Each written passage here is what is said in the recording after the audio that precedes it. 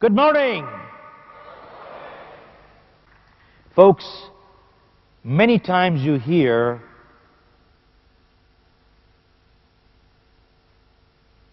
discipline takes away freedom.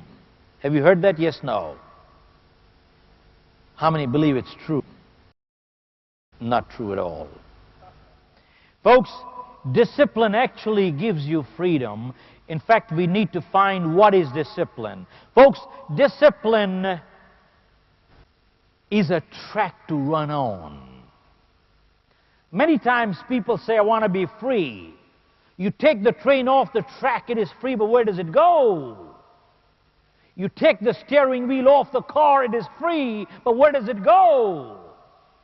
Nowhere. Discipline is a track to run on. This does not take away freedom. It actually gives you freedom. Anybody here who has a 2- or 3-year-old child? Raise your hand. 2- or 3-year-old child. Ma'am, 3-year-old, 2-year-old? Yeah. Does your child love chocolates, ma'am? Yeah? And if you took a nice big box of chocolate, would your child love it, ma'am? Yeah? And the way kids are, when they like chocolates, they like to have the whole box in one go. Yes, ma'am. Yes, no. True? And let me ask you, if you let your child have the whole box in one go, what will happen? Your child will fall sick. But if you discipline your child to have 2 or 3 every day, they would enjoy it and stay in good health longer. Am I right? Did discipline take away or give freedom? Give freedom. 2, if you could drive on any side of the road anytime, you think you'd get home? No. But if we follow the discipline of the traffic law, we'd get home a lot faster. Yes, no. So discipline does not take away freedom. Folks, it actually gives you freedom. We need to learn from the animal kingdom, folks. Many times you got to be unkind to be kind. All medicine is not sweet, but you got to have it. All surgery is not painless, but you got to take it. Nature teaches us a lot. We all have seen that big animal, the mama giraffe, 20 feet tall. A mama giraffe gives birth to a baby giraffe standing. Too tall it can't sit. All of a sudden, the baby plops down from mama's cushion and falls down on earth. Bang. Baby is weak and wobbly, can't get up. What does first thing mama do? Mama goes right behind the baby and takes a little head start and comes and gives one kick. And the baby jumps up. I'm sure giraffe kicks must be pretty hard. I haven't had it. But the baby jumps up. Well, the legs are weak and wobbly. The baby falls down again. Mama goes behind and again gives one more kick. And the baby jumps up again, but the legs are weak and wobbly and the baby falls down again. And mama goes behind and again gives one more kick. Mama keeps kicking till the baby is able to get on its feet. Why? Because mama realizes that the only chance of survival for the baby in the jungle is to get on its feet. Otherwise, they would be what? Yeah, they would be eaten up by the predators. Question is this an act of love? Yes, no. Folks, discipline is an act of love. Parenting and leadership is not a popularity contest. Parenting and leadership is not a popularity contest. It is an act of love. Sometimes you got to be unkind to be kind. I'll share with you a little poem. In fact, one time, a judge convicted a robber and asked him, do you want anything to say? He said, yep, send my parents to jail too. He said, why? He said, when I was a little boy, I stole a pencil from the school. My parents knew about it, never said a word. Then I stole a pen. They knew about it, never said a word. And then I started stealing other things, never said a word. Gradually, I started stealing in my neighborhood. And here I am. And if anybody belongs in the jail, my parents do too. Folks, that does not absolve him of his own responsibility. But the question is, did the parents do their job right? Yes, no. Folks, parenting is not a popularity contest. I want to share with you a poem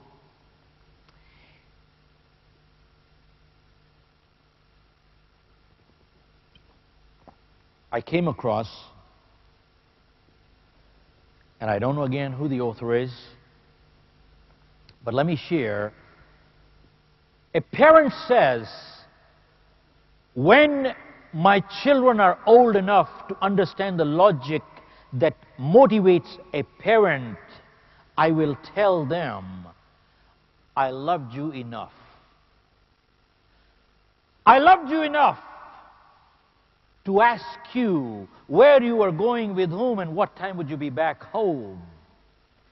I loved you enough to make you take a chocolate back to the drugstore, even with a bite in it, and tell the storekeeper, I stole it yesterday. I am here to pay for it today. I loved you enough to let you save your own money to buy a bicycle, even though I could afford to buy you one. I loved you enough to stand over you for 2 hours to get your room cleaned, an act that would have taken me only 15 minutes. I loved you enough to let you see tears, anger, and disappointment in my eyes. Children must learn parents are not perfect either. Do you know of any perfect set of parents, folks? There are none in this world. I loved you enough to let you accept responsibilities for your actions, even though the penalties were so harsh that they broke my heart. But most of all, I loved you enough to say no. And I knew you would hate me for it, but those were the most difficult battles of all. I am glad I won them, because in the end, you won them too. Because in the end, you won them too. Folks, parenting is not a popularity contest at all. Sometimes you got to be unkind to be kind. Folks, going back a few years ago, I read an article in the United States, and it said, we people, you know what we people means? Not Mr. We. We people, over 50, I am over 50. We are the no generation. You know what the no generation means? When we asked our parents, can I buy this? They said no. Can I go to the movies? No. Can I go to the restaurant? No. And when they said no, they meant no. And from the eyes you could tell, you better not ask again. Could you relate to that? Yes, no? Yeah. He says, we're the no generation. He says, our kids are the yes generation. Anytime they come and ask you, can I buy this? Of course. Can I go to the movie? Oh, yeah. Can I go to the rest? Of course. And if perchance you ever said no, they say, why? And now you explain the why. Then they again ask you why.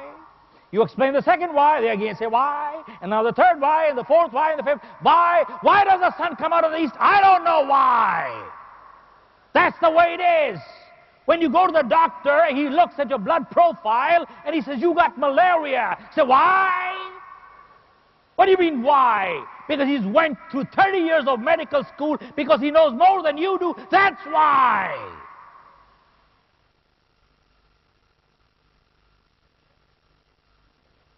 Folks, let me ask you a question. Does a 4-year-old have the same maturity level of a 40-year-old? Yes, no. You can explain all the why you want. Sometimes they don't understand, because I say so. Folks, I'll answer all the why you want so long as the why comes out of inquisitiveness. That's fine. But sometimes people who have never learned to obey can never learn to command either. Hello? People who have never learned to obey have never learned to command either. Folks, parenting is not a popularity contest. I see the time here. I could go on for 3 days, folks. Now, do you want me to go on a little bit more or stop here? Go on. Where's Richard?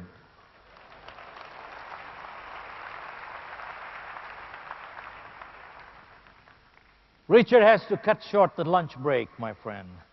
Folks, I'm just going to wind up quickly here. A couple of things I just want to share. Many times you hear people saying, I just don't have enough time. Time flies. Time comes and goes. Folks, it is flying right now. Time just comes and goes away. There's not enough time to do anything. Have you heard that? Yes, no? Yeah? Funny part is, how many believe it's true? Raise your hand. Raise your hand, folks. Time comes and goes away. Raise your hand. Not true at all. Folks, time does not come and go away at all. Time is eternity. Time is standing still. We come and go away. We come and go away. You see, yesterday is history. Tomorrow is mystery. Today is a gift. That is why they call it a present. That is why they call it a present. Someone asked a medical doctor, how did you pick your field? He said, going back 50 years, I used to live on a farm, and I was 10 years old, and I had a little brother, 6-year-old, who fell sick and sick real bad. And he said, we had a family friend who was a medical doctor, so our parents called him, and he stayed overnight because that was a crucial night. And all night the doctor kept struggling with the kid. And next day morning the doors opened, and the parents walked in, and they asked the doctor, is our kid going to live? And the doctor said, not only is your kid going to live, but he's going to live a good life. And he said, the moment the doctor finished the last words, I saw a smile of relief come on my parents' faces. And he said, I was 10 years old.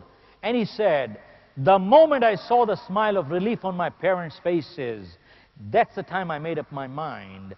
I will be a medical doctor who puts smiles on people's faces. Folks, when you go into a profession with service in mind, money comes so fast you can't even count.